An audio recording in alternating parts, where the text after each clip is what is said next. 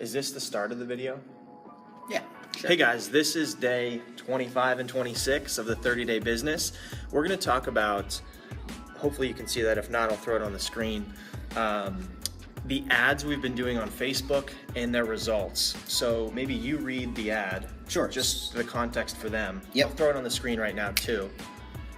So the idea was that we are running an incredible sale and we're going to drive traffic to the website. So the ad said, we're turning coffee up a notch. For just 55 cents a day, we'll deliver fresh flavored coffee right to your door. Choose from our 12 gourmet flavors and save between $40 and $100 today. Then we threw the picture in there, summer blowout sale, $40 to $100 off.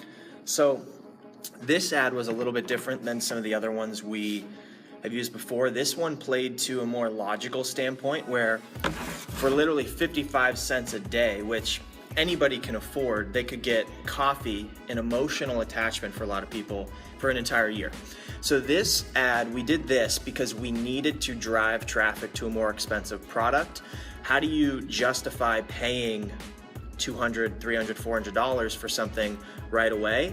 You break it down into smaller increments to make it more feasible for people, make them understand that it's really not about the big expense, it's about the cost per day, where they might be spending $5 on Starbucks a day. So there's a logical play there. Most of our other ads were more playful. What did they say? Like, we think coffee should be fun, don't you? Right. That kind of stuff. Yeah. And playing more off the flavored coffee idea as opposed to the logical, you're saving money if you do this idea.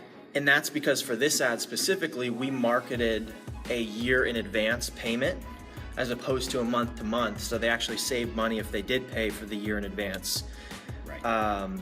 The results though, we put $20 into the ad, ran it for 24 hours.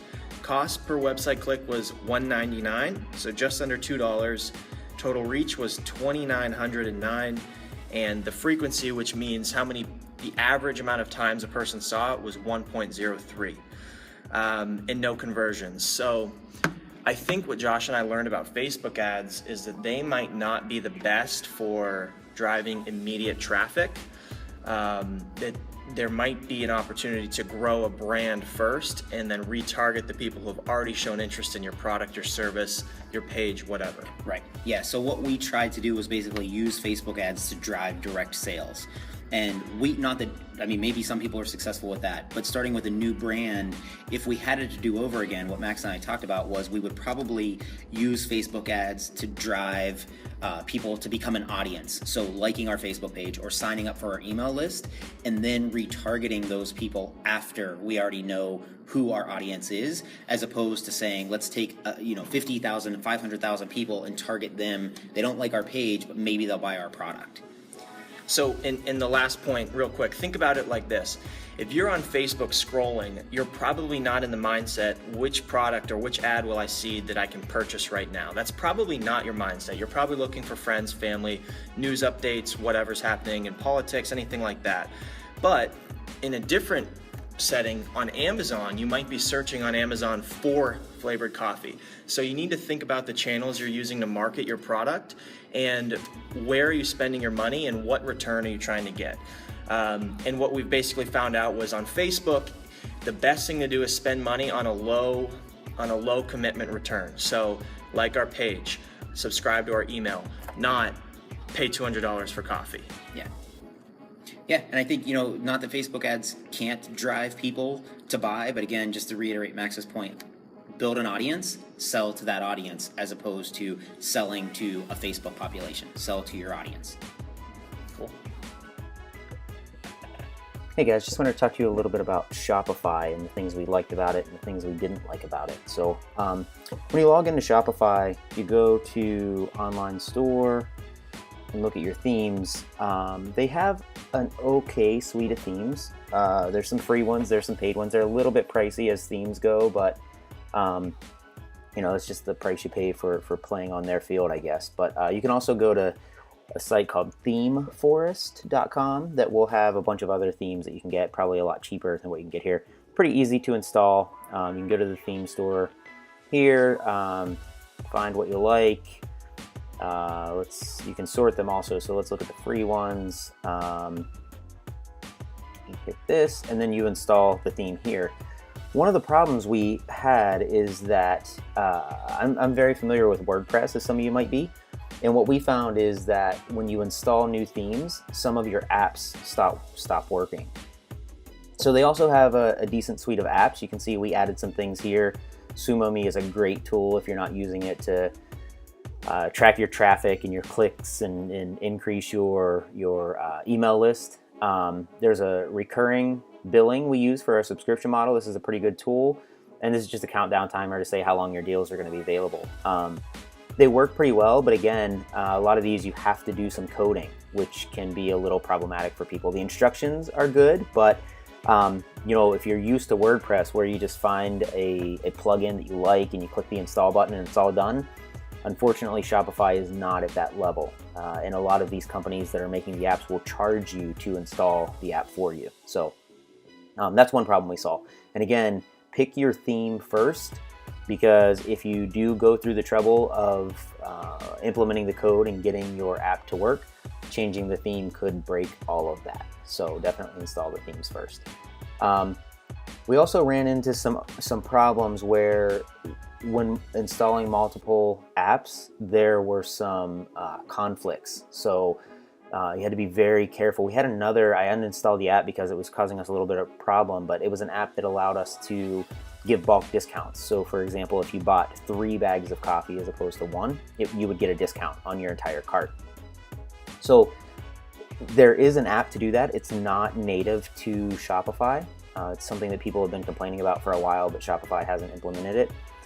The problem with that app is that once you implement it, you can't make changes to your products. So you have to turn off the app, which it takes a few minutes to turn it off, and then you have to go and edit your products and then come back. So the editing products, after the complaints, I'll tell you some great things about it. Editing products is fantastic. We have duplicates of every product. That's what the app does that allows you to have subscriptions. So it creates these hidden products that when someone chooses a subscription, it actually puts this product into your cart. But nobody actually sees that product on the front end. If you look at our birthday cake option, it's very, very easy to create and edit a product. So you come in here, you put the name, put the description you want, upload images. You can do multiple images, put your price. You can put a higher price here, you compare at if it's on sale, and it will show both of those prices. You can track all your inventory. We weren't doing that. You can even edit the listing that Google will show. So you can use some search engine optimization by customizing this description for every one of your products. You could add variants. So if you're doing clothing, you could add different sizes here.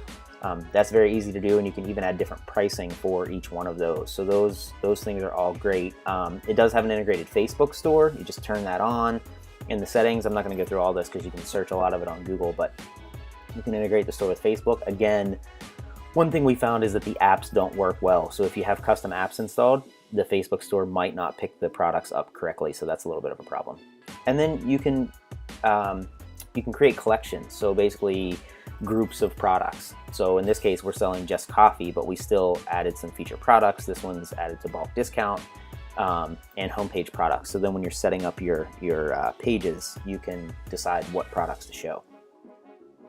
They do, for any programmers out there, they do allow you to edit the code. So you do get all that, not for the plugins, not for the apps like WordPress allows you, but they do allow you to customize your theme. So with any theme, I can go up here and I can go to edit HTML and I can add any custom code I want. And I'll show you some things that I did just real quick. I don't want to make this too long, but I'll show you a couple other things that we added. So if you go to our subscriptions, one thing I did was by default, it didn't have the descriptions for the products on this page. So I added that in. It's pretty easy to do. If you're a programmer, the coding is pretty easy. If you're not, then reach out to us. We may be able to get you in touch with somebody. Or some of the apps allow you to use their programmers. Although they're usually a little bit pricey. So when you go to, let me go back here. So if I click on this, another thing we added was, so this is that area where I was telling you that if you put in a sale price, it will show you the other price crossed out. But for us, we wanted to show our visitors exactly how much money we were giving them off. And so I added that in here, and then you can see as you change this setting, this will update. So that's fairly easy to do, again, if you're a programmer. If you're not, it can be a little problematic.